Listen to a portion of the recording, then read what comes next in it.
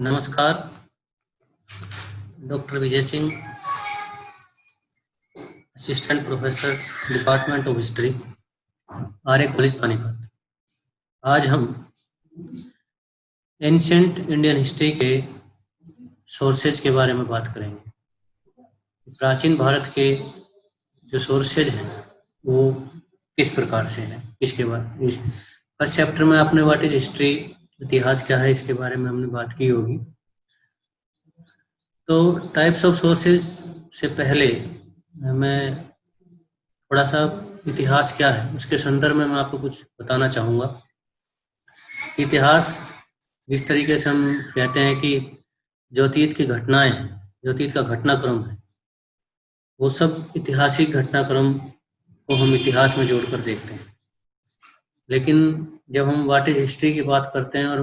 विभिन्न या अलग अलग इतिहासकारों ने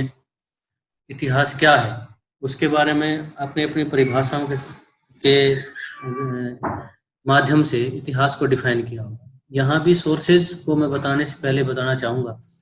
कि इतिहास लेखन का जो कार्य है वो सोर्सेज और इन्फॉर्मेशन के आधार पर है, जिसको हम तथ्य या फैक्ट्स बोलते हैं। और इन्हीं तथ्यों और फैक्ट्स के आधार पर उनका आलोचनात्मक, उनका क्रिटिकल एनालाइज या एनालिसिस करके हम राइटिंग्स जो लिखते हैं उसको हम इतिहास कहते हैं। तो इतिहास तथ्यों पर आधारित, इंफॉर्मेशन सोर्सेज पर आधारित वो घटनाक्रम का लिखा जाना है और राइटिंग का लिखा जाना है जो कि किसी तथ्य या सोर्सेज को आधार बनाकर, उसको बेस बनाकर उसको लिखा जाता है और उसको इतिहास कहते हैं।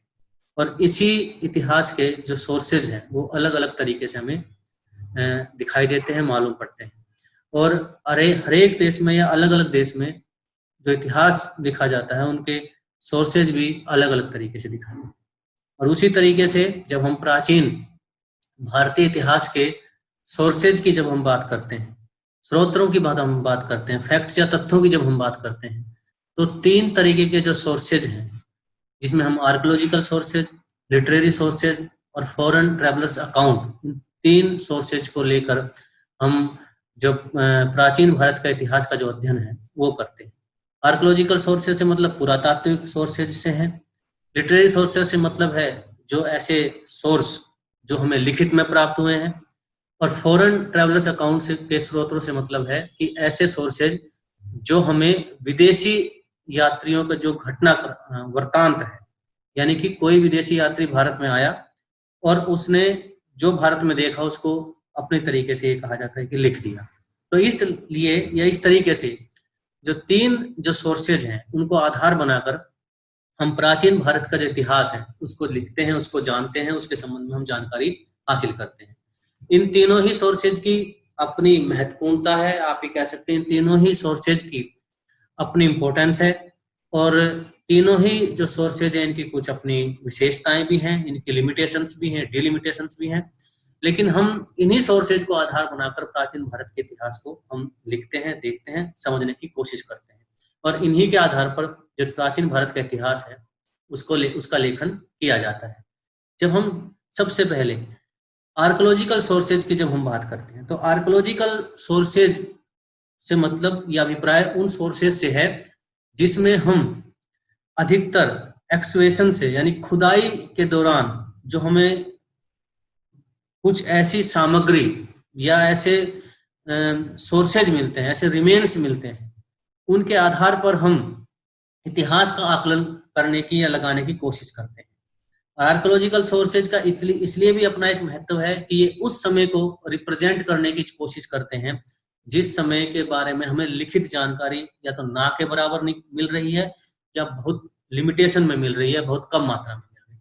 और उसी को आधार बनाकर हम इतिहास लिखने की कोशिश करते हैं। और इन्हीं आर्कियोलॉजिकल सोर्सेज की जब हम बात करें तो सबसे महत्वपूर्ण बात जो आर्कियोलॉजिकल सोर्सेज की आती है वो ये कि आर्कियोलॉजिकल सोर्सेज जो हैं वो अनबायस्ड है,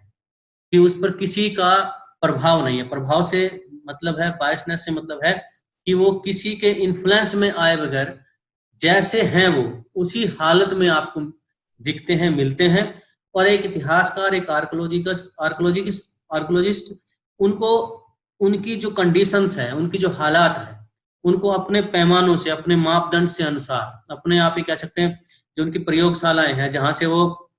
आर्कोलॉजिकल सोर्सेज के बारे में बता सकते हैं, जानकारियां दे सकते हैं, या उसका आकलन कर सकते हैं, उसका निरीक्षण या परीक्षण कर सकते हैं, उसके आधार पर वो अपनी बात रखते हैं, उसके अलग अलग मेथड, वो तरीके वो अपनाते हैं। तो आर्कोलॉजिकल सोर्सेज की सबसे महत्वपूर्ण बात यह है कि ये उस समय की जानकारी दे रहे हैं जब हमें लिखित में सोर्सेज नहीं मिल रहे हैं या बहुत कम मिलते हैं। दूसरा, ये अनबायस्ड है, इन पर किसी भी तरह का हिस्टोरियंस का जो प्रभाव है वो दिखाई नहीं देता, या कि ये सोर्सेज जिस हालात में हैं या जिस हालात में हमें मिले हैं उन्हीं के आधार पर हम किसी न किसी लगा सकते हैं। तो इसलिए आर्कोलॉजिकल जो सोर्सेज है उनका एक अपना महत्व है, और एंशिएंट इंडियन हिस्ट्री में आर्कोलॉजिकल सोर्सेज सबसे महत्वपूर्ण माने जाते हैं। आर्कोलॉजिकल सोर्सेज में भी हम अलग अलग प्रकार की जो कैटेगरीज हैं उनको देखते हैं। जैसे हम इंस्क्रिप्शंस की बात करते हैं। इंस्क्रिप्शन से मतलब है कि ऐसे अभिलेख जिनसे हमें लिखित में कुछ जानकारी या बहुत सी कुछ जानकारियां मिलती हैं, और ये जो अभिलेख हैं ये किसी राजा के द्वारा, किसी फ्यूडल लॉर्ड सामंत के द्वारा, जगीरदार या जमींदार के द्वारा, या किसी महत्वपूर्ण व्यक्ति के द्वारा अपनी इंफॉर्मेशन को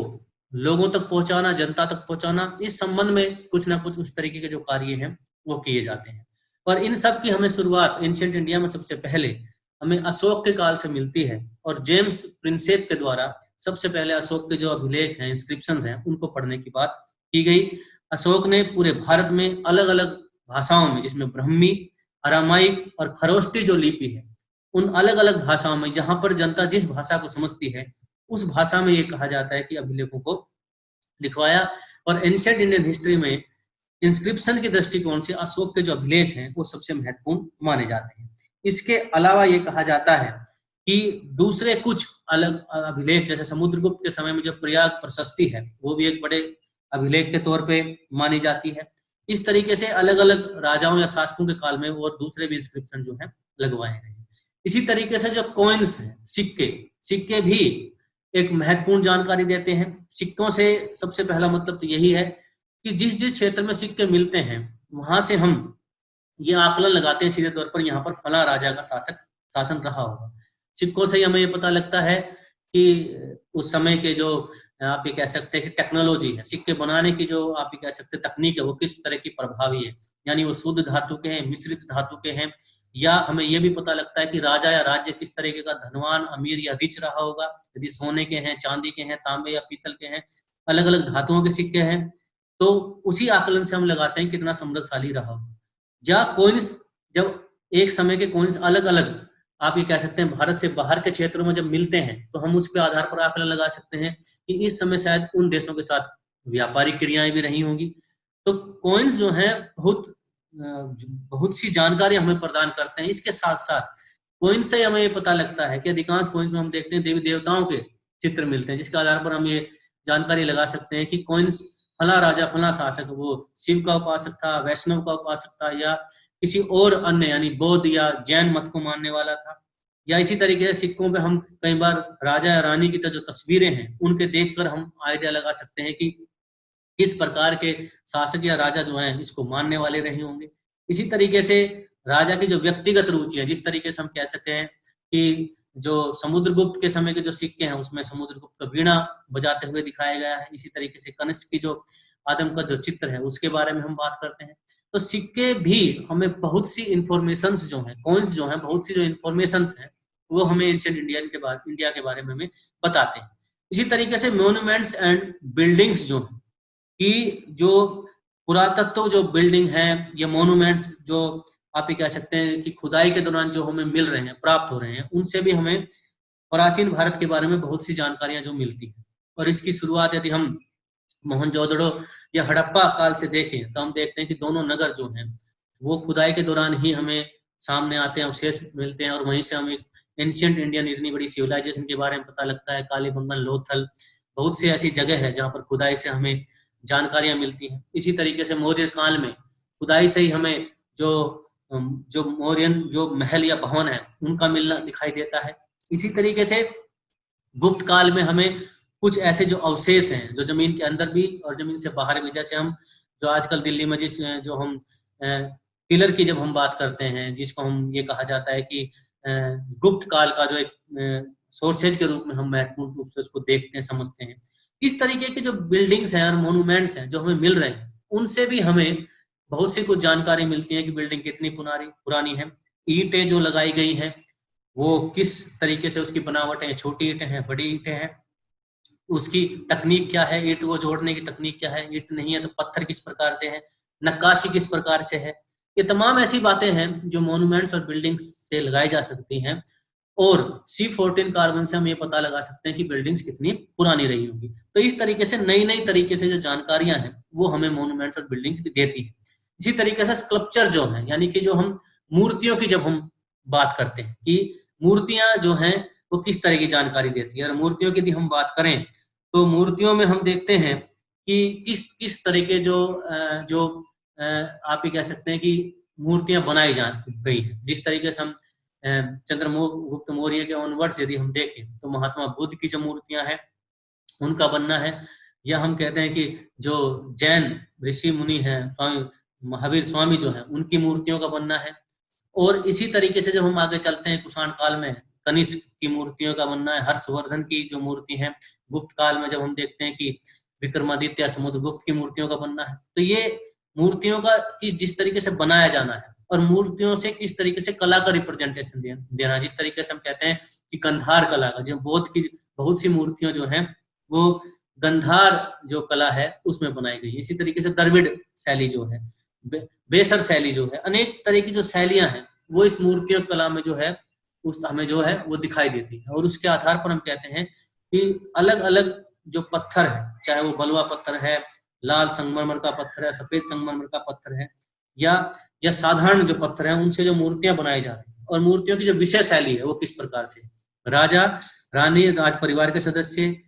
या आप कह सकते हैं महात्मा, या आप कह सकते हैं देवी देवताओं के चित्र बनाना, ये तमाम तरीके की जो आप कह सकते हैं जो मूर्तियां हैं वो इस एंशिएंट इंडिया में दिखाई देती है। इसके अलावा बहुत सी आप कह सकते हैं कि जब हम मोहनजोदड़ो हड़प्पा सभ्यता की बात करते हैं, या हम कह सकते हैं खुदाई के दौरान कहीं कहीं कुछ और हमें जो जानकारियां एक्सप्रेशन से मिलती हैं, तो वहां से भी हमें छोटी छोटी कुछ मण मूर्तियां, कुछ खिलौने इस तरीके से मिलते हैं, चाहे वो मिट्टी के हैं चाहे पत्थर के हैं। उनसे हमें बहुत सी जानकारियां एंशिएंट इंडिया के बारे में प्राप्त होती है। इसी तरीके से आर्ट एंड पेंटिंग्स की बात, कि कला और कलाकृतियां जो, जिसमें हम खिलौनों की बात कर सकते हैं, पेंटिंग्स की बात करते हैं, चित्रकारियों की बात कर सकते हैं, और उनसे हमें कैसी कैसी जो जानकारियां हैं वो हमें प्राप्त होती हैं। कि किस तरीके से हम देखते हैं कि जो चित्र हैं वो किस काल में किस तरीके से बनाए जा रहे हैं, किस तरीके के रंगों का जो है इस्तेमाल किया जा रहा है,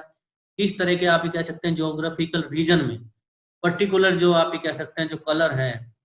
रंग है, उनका इस्तेमाल हो रहा है, या पर्टिकुलर रीजन में किस तरह के जो चित्र हैं उनको बनाए जाने की बात है। ये सारा कुछ हमें आर्ट और जो पेंटिंग्स हैं उसमें हमें अलग अलग तरीके से कहा जाता है कि दिखाई देती है। और इन सब से हमें किसी ना किसी तरीके से जो इतिहास है उसके बारे में हमें जानकारी मिलती है। जैसे उदाहरण के तौर पर यदि हम आर्ट और पेंटिंग की बात करें तो हम देखते हैं कि किस समय मौर्यन काल में किस तरह की जो पेंटिंग्स है उसको बनाया जाना था, या गुप्त काल में किस तरीके से जो कला है उसका विकास होता हुआ दिखाई देता है, कुषाण और हर्ष के समय में किस तरीके का विकास दिखाई देता है। इसके अतिरिक्त अलग अलग रीजन, जैसे हम राजस्थान की यदि हम बात करें तो किस तरह के जो चटक रंग है उनका प्रयोग पेंटिंग्स या कलाओं में किया जा रहा है। ये सारी चीजें जो हैं एक सोर्सेज के तौर पर हमें दिखाई देती है। इसी तरीके से जो मटेरियल जो रिमेन्स हैं, कि जो भूमि के अंतर्गत कुछ और जो हमें जानकारी के जो स्रोत हैं वो किस किस प्रकार से हमें मिलते हुए दिखाई देते हैं और कैसी हमें जानकारियां उससे मिलती हैं, ये भी अपने आप में एक महत्वपूर्ण बात है। और मटेरियल रिमेन से मतलब है जिसमें हम खिलौनों की बात करें, मर्ण मूर्तियों की बात करें, या हम घर में प्रयोग करने वाले बर्तन यानी मिट्टी के बर्तनों की बात करें, या हमें ऐसे छोटे छोटे आप ही कह सकते हैं कि पोट्री जो कि खुदाइयों से जो हमें प्राप्त हो रही है, या कुछ ऐसे दैनिक जीवन में आवश्यकताओं को पूरा करने वाली कुछ जो वस्तुएं हैं उनका यदि मिलना है, यदि हम उनकी बात करें, ये तमाम जो बातें हैं, ये तमाम जो आप कह सकते हैं कि मटेरियल्स रिमेन्स जो हैं, ये हमें बहुत सी जानकारियां ये कहा जाता है कि उपलब्ध कराते हैं। और इन्हीं के आधार पर हम इतिहास का आकलन करने लगते हैं। और ये कहा जाता है आर्कोलॉजिकल सोर्सेज में भी हम सबसे महत्वपूर्ण बात करें तो मटेरियल रिमेन्स भी उतना ही महत्वपूर्ण है जितना हम inscriptions, coins, monuments, sculpture, art और पेंटिंग की जब हम बात करते हैं। क्योंकि ये कहा जाता है कि मटेरियल रिमेन्स यानी मिट्टी के जो बर्तन हैं या दैनिक आवश्यकताओं की जो वस्तुएं हैं, जिस तरीके से वो किसी टीले के नीचे, किसी आप कह सकते हैं कि मिट्टी के नीचे जिन हालात में ये कहा जाता है कि वो दबी हुई मिली हैं, उनसे उस समय का हूबहू ये कहा जाता है कि जो चित्रण है वहाँ की सभ्यता, संस्कृति या उस समय की बातों का हमें हूबहू जानकारियां ये कहा जाता है कि मिलती है। तो इस प्रकार से जब हम एंशिएंट इंडियन हिस्ट्री में आर्कोलॉजिकल सोर्सेज की बात करते हैं तो inscriptions, coins, monuments and building, sculptures, art and painting और मटेरियल रिमेन्स अपनी महत्वपूर्ण जानकारियां देते हैं। और इन्हीं का आकलन करके, इन्हीं का आकलन लगाकर हम इतिहास राइटिंग यानी हिस्ट्री राइटिंग का जो कार्य है वो करते हैं। तो इस तरीके से हम आर्कोलॉजिकल जो सोर्सेज हैं उनको बेस बनाकर हम प्राचीन भारत के इतिहास को लिखते हैं या उसके बारे में जानकारी देते हैं। इसी तरीके से जब हम आर्कोलॉजिकल जब हम सोर्सेज से जब हम आगे चलते हैं तो दूसरा जो सोर्सेज हमें दिखाई देता है, मिलता है, वो है लिटरेरी सोर्सेज। और लिटरेरी सोर्सेज की जब हम बात करें तो जिस तरीके से आर्कोलॉजिकल जो सोर्सेज है जितना आप ये कह सकते हैं प्राचीन भारत के इतिहास लेखन में है, उसी तरीके से जो लिटरेरी सोर्सेज है वो भी अपने आप में, या आप ये कह सकते हैं वो भी महत्वपूर्ण जानकारियों का आधार है। और लिटरेरी सोर्सेज दो तरीके के हमें जानकारी देते हैं, या हम लिटरेरी सोर्सेज को दो तरीके के पार्ट में डिवाइड कर सकते हैं। एक है रिलीजियस सोर्सेज और एक है non religious sources. Religious sources में यानी धार्मिक साहित्य में वो साहित्य है जो किसी न किसी धर्म से संबंधित हमें जानकारियां प्रदान करते हैं। और नॉन रिलीजियस सोर्सेज में हमें वो लिटरेचर या वो साहित्य मिलता है जो धार्मिक ना होकर ऐतिहासिक, या आप कह सकते हैं सेमिक ऐतिहासिक या साहित्यिक तौर पर हमें उसके बारे में जानकारी मिलती है। तो सर्वप्रथम यदि हम लिटरेरी सोर्सेज की जब हम बात करते हैं तो लिटरेरी सोर्सेज में भी हमें तीन तरीके के जो सोर्सेज हैं वो दिखाई देते हैं। और इन तीन तरीके के सोर्सेज में हमें ब्राह्मणिकल लिटरेचर, बौद्ध लिटरेचर और जैन लिटरेचर तीन है। यानी ब्राह्मणिकल लिटरेचर मतलब है जो भारत के पुरातन सनातनी जो वैदिक जो लिटरेचर है उसको हम ब्राह्मणिकल लिटरेचर में देखते हैं। और बौद्ध साहित्य यानी बौद्ध धर्म से जुड़ा हुआ जो साहित्य है उसको हम बौद्ध लिटरेचर में, और जैन धर्म से जुड़ा हुआ जो साहित्य है, लिटरेचर जो है, उसको हम जैन लिटरेचर में रखते हैं या उसको शामिल करते हैं। तो जब हम ब्राह्मणिकल लिटरेचर की बात करते हैं तो सबसे पहले हम 4 वेदों की बात करते हैं जो हमें सबसे महत्वपूर्ण जानकारियां दे रहे हैं। जब हम वैदिक कल्चर की बात कर रहे हैं या प्राचीन भारत के साहित्य, संस्कृति, इतिहास, राजनीति की जब हम बात करते हैं तो वेदों से ये कहा जाता है कि महत्वपूर्ण जानकारियां हमें मिलती हैं। और वेदों में भी जब हम 4 वेद की जब हम बात करते हैं तो जिसमें हम ऋग्वेद की बात करें, यजुर्वेद की बात करें, सामवेद की बात करें, अर्थवेद की बात करें, तो 4 जो प्रमुख वेद हैं ये हमें महत्वपूर्ण रूप से ये कहा जाता है कि जानकारियां देते हैं। जिसमें सबसे प्राचीन जो वेद है वो ऋग्वेद है, और वो बहुत सी जानकारियां हमें, सबसे प्राचीन वेद है, बहुत सी जानकारियां ये कहा जाता है उनसे मिलती हैं। जिसमें 1028 लगभग सूक्त हैं, 10 चैप्टर्स यानी मंडल्स में वो डिवाइड किया गया है। और इसमें ये कहा जाता है कि आर्यों के समस्त राजनीतिक, सामाजिक, धार्मिक जो गतिविधियां हैं उनके बारे में हमें इस ऋग्वेद से प्राप्त होती है। इसी तरीके से जो यजुर्वेद जो है वो भी हमें ये कहा जाता है कि जो वैदिक लिटरेचर से संबंधित जो मंत्र हैं, धार्मिक जो आप कह सकते हैं जो मंत्रों की जो क्रियाएं हैं उनके बारे में ये कहा जाता है कि जानकारी मिलती है। इसी तरीके से जब हम सामवेद की बात करते हैं तो ये आप ये इस वेद में ये कहा जाता है कि जो भारतीय संगीत है उसके बारे में जानकारी मिलती है। और जो आप ये कह सकते हैं कि जो सूक्त हैं, दोहे हैं, उनको किस तरीके से संगीतमय तरीके से गाया जा सकता है, ये तमाम जानकारी सामवेद से मिलती है। इसी तरीके से जब हम अर्थवेद की बात करते हैं तो ये कहा जाता है कि इस वेद में सामाजिक और धार्मिक जो रीति रिवाज है उनके बारे में जानकारी मिलती है। और इसके अतिरिक्त बहुत सी आप ये कह सकते हैं कि जो उस समय जो बीमारियां और बीमारियों के जो उपचार हैं उनके बारे में भी हमें जो जानकारी है वो प्राप्त होती है। तो इस तरीके से जो 4 वेद हैं वो हमें प्राचीन भारत में या प्राचीन भारत से संबंधित बहुत सी जानकारियां प्राप्त करते हैं। इसी तरीके से जब हम इन 4 वेदों के अतिरिक्त जब हम बात करते हैं तो उपनिषद जो हैं वो भी जानकारी देते हैं, लेकिन उपनिषद के साथ साथ 2 और जो साहित्य के सोर्स हैं वो है ब्राह्मण ग्रंथ और अरण्यक। ये भी ये कहा जाता है कि महत्वपूर्ण ग्रंथ माने जाते हैं और वेदों को समझने के लिए जो ब्राह्मण जो ग्रंथ हैं उनकी रचनाएं की जाती हैं और प्रत्येक वेद के साथ ब्राह्मण ग्रंथों को जोड़ा जाता है। इसी तरीके से ब्राह्मण ग्रंथों को समझने के लिए उपनिषदों की रचना की गई, जो ये कहा जाता है कि जंगल में बैठकर ऋषियों के द्वारा लिखे गए, और ब्राह्मण ग्रंथों को समझने के लिए जो अरण्यक है उनका प्रयोग किया जाता है। इसी तरीके से जो उपनिषद का जो अर्थ है, जिसमें मतलब है गुरु और शिष्य एक दूसरे के साथ बैठकर बहुत से विषयों पर जो डिस्कशन है, जो वाद विवाद जो उनके द्वारा किया गया और उसको जो लिखा गया, उन सब को ये कहा जाता है कि उपनिषद में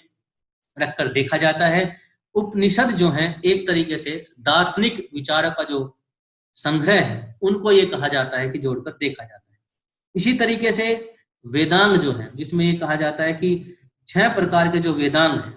वेदों के उत्तर जो साहित्य लिखा गया उसको वेदांग कहा गया, और जिसमें 6 प्रकार का जो साहित्य है उसको जोड़कर देखा जाता है, जिसमें शिक्षा, कल्प, व्याकरण, निरुक्त, छंद और ज्योतिष, ये 6 अलग अलग तरीके के आप ये कह सकते हैं साहित्य हैं जिनको वेदांग के साथ जोड़कर देखा जाता है। तो इस तरीके से ये जो साहित्य है ये भी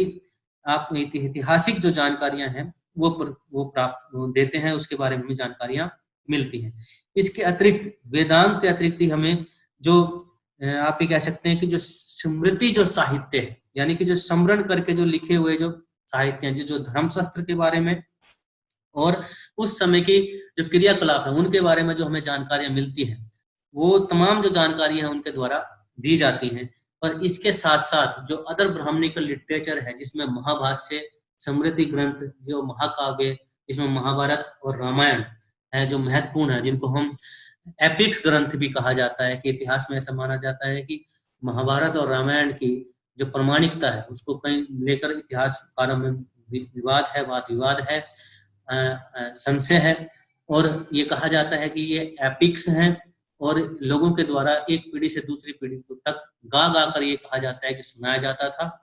जो कि एक मोरल वैल्यूज को लोगों तक पहुंचाने का कार्य करते थे। इसी तरीके से जो पुराण है, जो कि प्राचीन ग्रंथ माने जाते हैं, और पुराणों से ये कहा जाता है कि बहुत से ऐतिहासिक और गैर ऐतिहासिक जो सोर्सेज हैं उनकी हमें ये कहा जाता है कि जानकारियां मिलती हैं। इस तरीके से ये कुछ सोर्सेज हैं जो हम ब्राह्मणिकल लिटरेचर में जिसको जोड़कर देखते हैं, जिसको आधार बनाकर इतिहास की जो आप ये कह सकते हैं कि जो रचना है या जानकारी है वो हमें मिलती है, और जिसके आधार पर यह कहा जाता है कि हम इतिहास लिखने का कार्य करते हैं। इसी तरीके से जब हम ब्राह्मण लिटरेचर से आगे चलते हैं तो बौद्ध जो लिटरेचर है वो भी महत्वपूर्ण साहित्य है, और हम देखते हैं कि मौर्यन काल के उत्तर मौर्य काल, पोस्ट मौर्यन काल की बात हम बात करें, एज की बात, मौर्यन काल के बाद की यदि हम बात करें तो बौद्ध धर्म का जो प्रचार प्रसार है वो तेजी से भारत में बढ़ता हुआ दिखाई देता है। विशेषकर जब हम अशोक की बात करें, हम हर्षवर्धन की बात करें या कुषाण शासकों की बात करें, और उस समय ये कहा जाता है कि बहुत सा बौद्ध साहित्य लिखा गया, और बौद्ध जो साहित्य जो था वो अपने अपने तरीके से ये कहा जाता है कि भारत के इतिहास को या प्राचीन भारत के इतिहास को डिपिक्ट करता है, बतलाने की कोशिश करता है। बौद्ध लिटरेचर की जब हम बात करते हैं तो बौद्ध लिटरेचर जो है वो 2 तरीके से देखा जाता है, कि ऐसा साहित्य जो पाली जो भाषा है उसमें लिखा गया, और कुछ बौद्ध साहित्य जो संस्कृत में लिखा गया। पाली और संस्कृत की यहाँ डिस्कशन करना इसलिए भी आवश्यक है, जरूरी है कि यहाँ पर ये बात समझ लेनी चाहिए कि बौद्ध धर्म की जो और जैन धर्म की जो उत्पत्ति है वो संस्कृत या आप ये कह सकते हैं वैदिक जो कल्चर है उसके अगेंस्ट दिखाई दे रही है, और इसलिए पाली और संस्कृत लैंग्वेज का अपना महत्व है। और इसीलिए जब हम प्रारंभिक बौद्ध साहित्य की बात करते हैं, जिसमें हम त्रिपिटक की बात करते हैं, यानी कि जिसका अर्थ है प्राचीन जो पांडुलिपि हैं उनको सुरक्षित रखते हुए जो जो संग्रह है और उसके आधार पर जो इंफॉर्मेशन है वो ज्ञात करना, जिसमें हम देखते हैं कि जो शुद्ध पिटक है, विनय पिटक जो है और अभिधम जो पिटक है, ये महत्वपूर्ण जो जानकारियां हैं ये हमें देती हैं, पाली भाषा में लिखे गए हैं। विनय पिटक जो है इसमें सबसे पुरातन है। शुद्ध पिटक जो है बौद्ध धर्म के उपदेश और जो सिद्धांत है, उदाहरण है, उनको जो है उनका जो वर्णन है उनमें उनके द्वारा किया जाता है। अभिधम जो पिटक जो है उसमें ये कहा जाता है कि बौद्ध दर्शन जो है, फिलोसफी जो है, उसके बारे में जो जानकारियां हैं वो हमें प्राप्त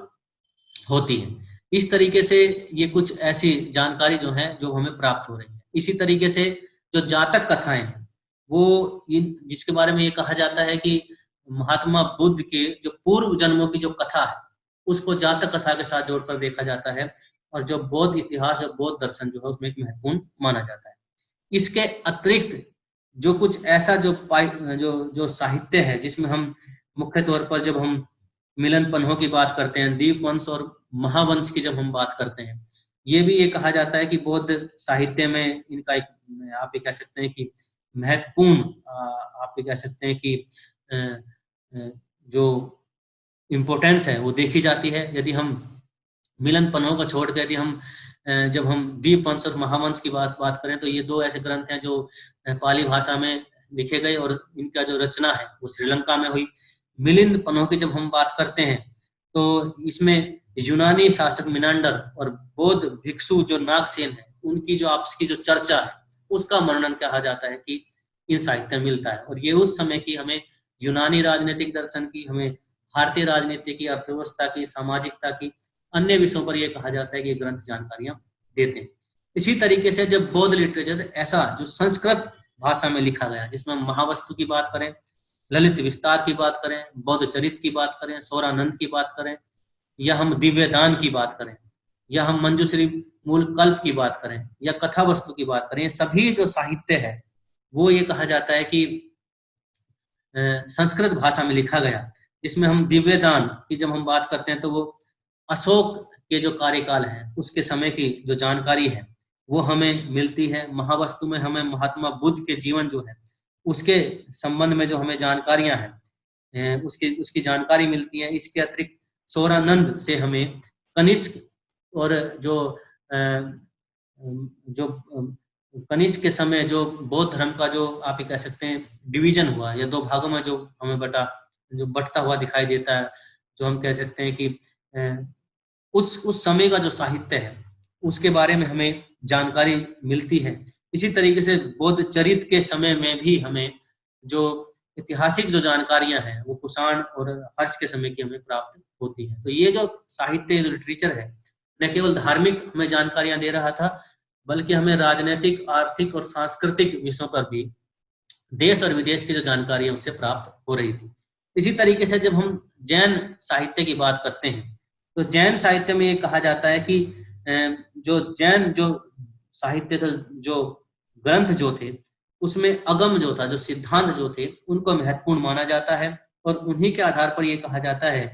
कि जैन जो साहित्य है उसकी जानकारी मिलती है, जिसको ईसा की पहली शताब्दी से लेकर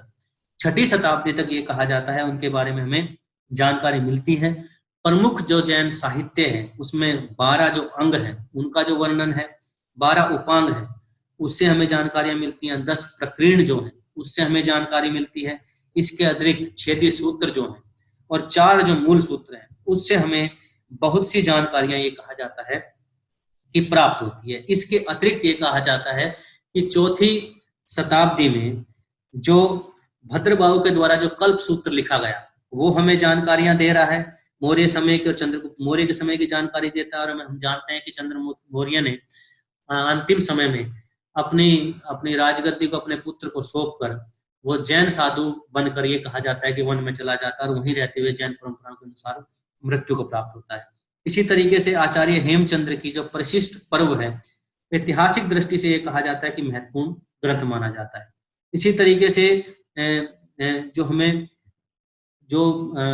जैन साहित्य से जो हमें और जानकारी जो मिलती है, जिसमें हम कथा कोश की बात करें, लोक विभाग की बात करें, त्रिलोक प्रशस्ति की बात करें या भगवती सूत्र की बात करें, कलिका पुराण की बात करें, या हम अन्य साहित्य की बात करें, सभी जो साहित्य हैं ये जैन परंपराओं से जुड़े हैं, जैन साहित्य से जुड़े हुए हैं। और उसी के संबंध में ये कहा जाता है कि अलग अलग प्रकार की जो जानकारियां हैं इनसे हमें प्राप्त होती हैं, जिनके बारे में हम जिनके आधार पर हम इतिहास को जो लिखने की जो कोशिश है या जो कार्य हमें हम जो है वो करते हैं। तो इस तरीके से ये कुछ ऐसा धार्मिक साहित्य है जिसमें हम ब्राह्मण साहित्य, बौद्ध धर्म से जुड़ा हुआ साहित्य और जैन धर्म से जुड़ा हुआ जो साहित्य है उसके आधार पर हम इतिहास लेखन का जो कार्य है वो करते हैं। इसी तरीके से टाइप ऑफ जब हम नॉन रिलीजियस साहित्य की बात करते हैं कि ऐसा साहित्य जो नॉन रिलीजियस है, जिसके बारे में हमें हम कह सकते हैं कि बहुत सी जो जानकारियां हैं जो हमें प्राप्त होती हैं, वो हम जिस दृष्टिकोण से उसको देखें तो हमें अलग अलग दृष्टिकोण से उसके बारे में हमें जानकारियां प्राप्त होती हैं। जिसमें हमें यदि हम अर्थशास्त्र की बात करें तो ये कहा जाता है कि कौटिल्य, चाणक्य या विष्णुगुप्त के द्वारा ये इतिहास लिखा गया, जिसमें ये कहा जाता है कि चंद्रगुप्त मौर्य के समय से जो भारत के बारे में जो चाहे वो सामाजिक है, राजनीतिक है, धार्मिक या आर्थिक या सांस्कृतिक जो आप ये कह सकते हैं जानकारियां हैं, वो इस जो अर्थशास्त्र है उससे हमें प्राप्त होती है। इसी तरीके से जब हम अष्ट अध्याय की जब हम बात करते हैं, इसके बारे में ये कहा जाता है ये मूलतः पाणिनि के द्वारा लिखा गया ये व्याकरण पर लिखा हुआ ग्रंथ था, और इसमें भी ये कहा जाता है कि उस समय के जो शासक हैं उनके बारे में जानकारियां मिलती है। इसी तरीके से महाभाष्य की जब हम बात करते हैं, वो भी ये कहा जाता है कि व्याकरण से संबंधित पुस्तक है, लेकिन राजनीतिक, सामाजिक और धार्मिक आर्थिक घटनाओं के बारे में इस समय जानकारियां मिलती है। इसी तरीके से जब हम हर्ष चरित्र की बात करते हैं, जो कि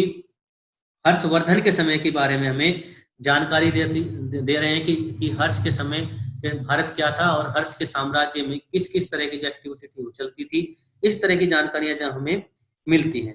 इसी तरीके से कहा जाता है कि जो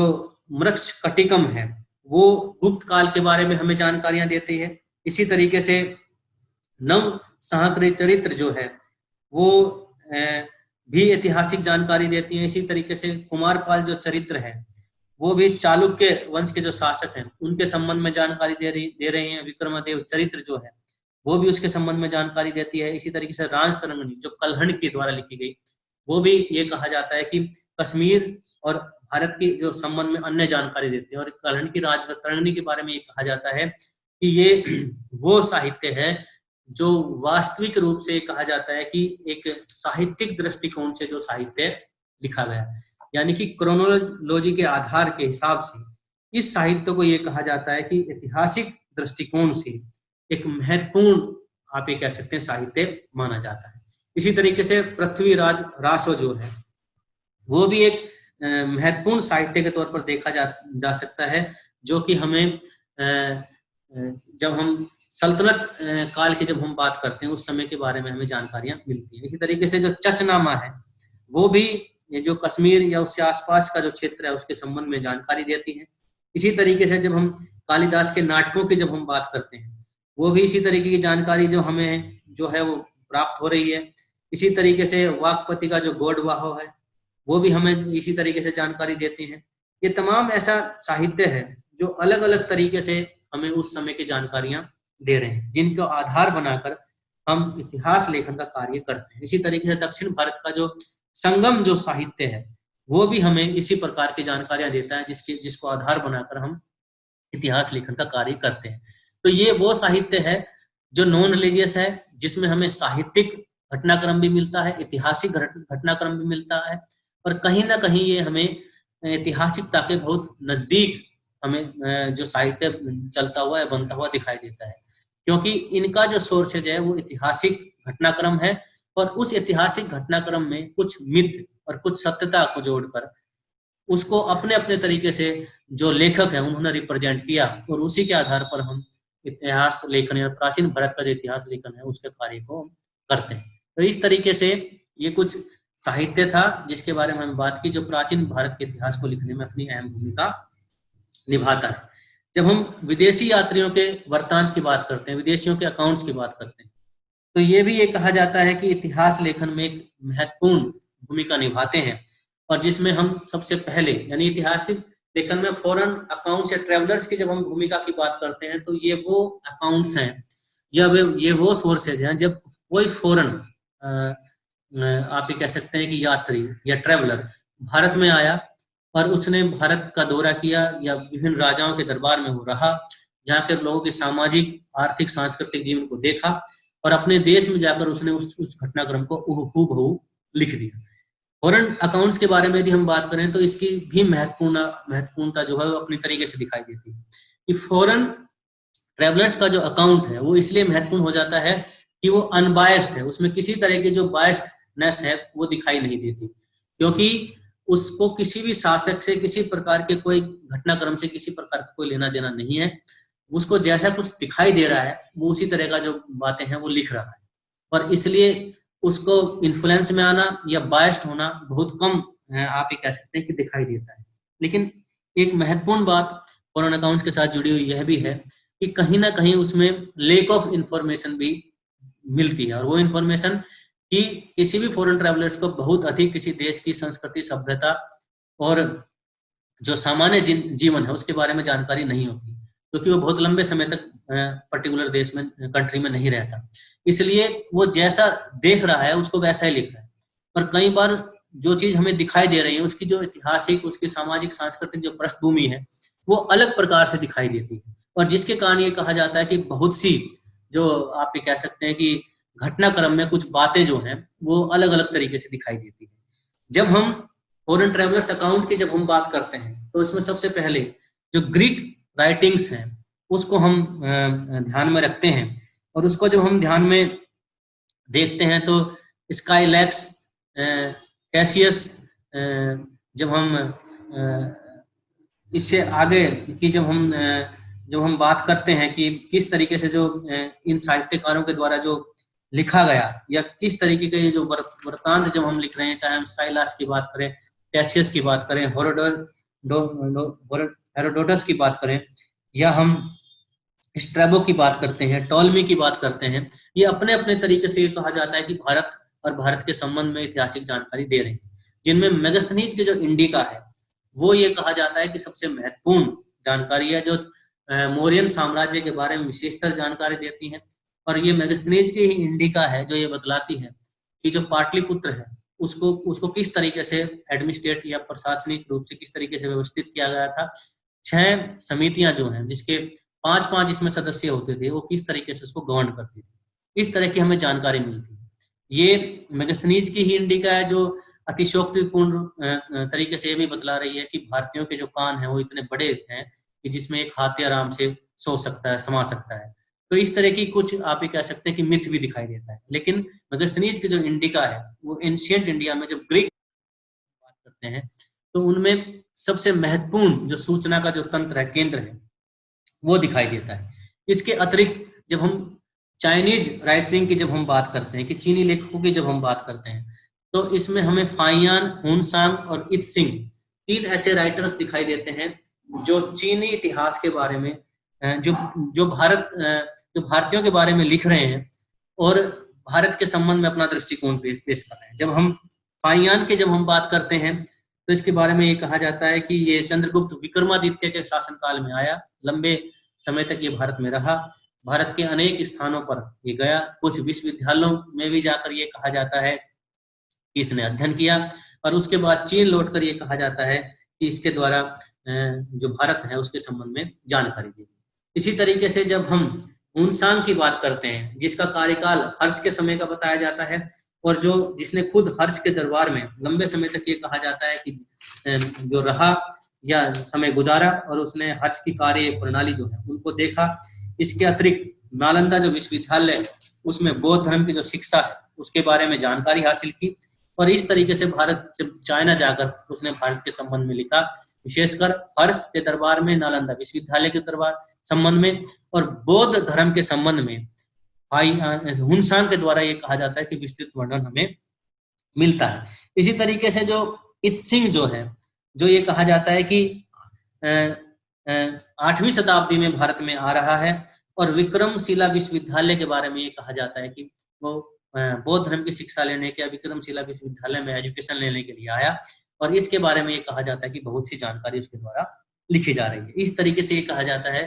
कि वो चाइनीज राइटिंग है भारत और भारत के सामाजिक राजनीतिक परिवेश के बारे में जानकारी मिलती है। इसके अतिरिक्त जब हम अरब से संबंधित राइटिंग्स की जब हम बात करते हैं तो इसमें अल बरूनी जो है, जिसके द्वारा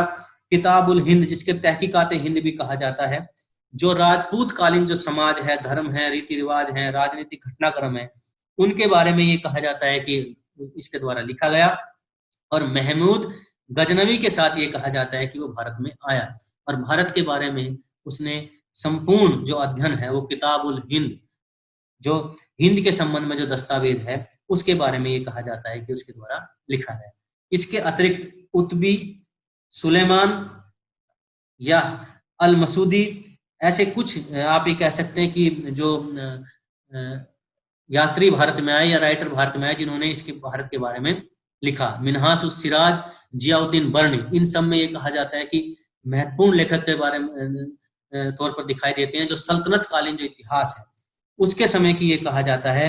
कि जानकारी देते हैं। अल मसूदी जो है वो प्रतिहार और राष्ट्रकूटों के बारे में ये कहा जाता है कि विस्तार से वर्णन कर रहा है, जबकि सुलेमान जो है प्रतिहार और पाल शासकों के बारे में जानकारी देता है। इसी तरीके से अफ्रीकन यानी मोरक्कन जो निवासी है इब्न बतूता, उसका यात्रा वृत्तांत भी हमें महत्वपूर्ण जानकारियां भारत के संबंध में दे रहा है, भारत के संबंध में बता रहा है, और उसके आधार पर यह कहा जाता है कि भारत का जो इतिहास जो लेखन है उसको किया जा रहा है। इस तरीके से ये कहा जाता है कि इन सब के परिणाम स्वरूप, इन सब के फलस्वरूप भारत का यानी प्राचीन भारत का जो इतिहास है उसका जो लेखन है उसका कार्य किया गया। यानी कि इन सोर्सेज को आधार बनाकर भारतीय इतिहास के बारे में जो जानकारी है वो देने का जो कार्य है वो इन ऐतिहासिक साक्ष्यों के आधार पर हुआ, जिसमें हम प्राचीन भारत के इतिहास की जब हम बात करते हैं, जब हम इसके साथ साथ जब हम जो आप ये कह सकते हैं कि जो लिटरेरी सोर्स है जिसमें हम रिलीजियस और नॉन रिलीजियस सोर्सेज की बात करते हैं, इसके अतिरिक्त हम फॉरेन ट्रेवलर्स जो अकाउंट है उनके बारे में बात करते हैं। इन सभी को आधार बनाकर हम इतिहास जो लेखन है उसका कार्य करते हैं और इसी के आधार पर हम प्राचीन भारत का इतिहास लिखने में सफल होते हैं। Thank you.